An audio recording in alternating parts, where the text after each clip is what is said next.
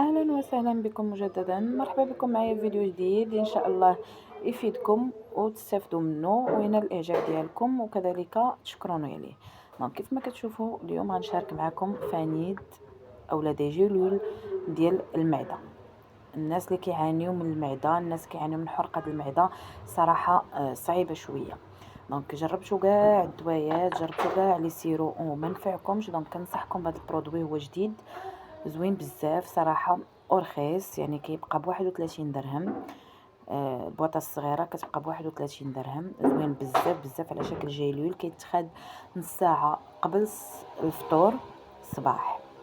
هو هذا بالنسبه للثمن ديالو، هو هذا فوالا 30 90 سنتيم.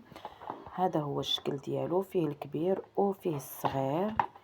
فوالا ايزوميبرازول هي الماده الفعاله ديال المعده. فوالا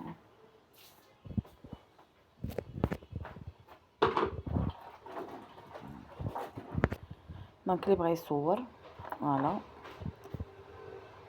هذا زوين بزاف، حتى الا مشيتو لي فارماسي غادي يشكروه ليكم.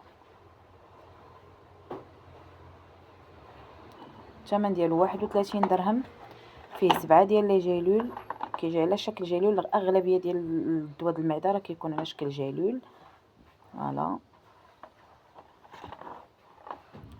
وكانت هذه نهايه الفيديو. نتمنى يفيدكم وما تبخلوش عليا بلي لايك كومونتير زوين. الى فيديو قادم باذن الله.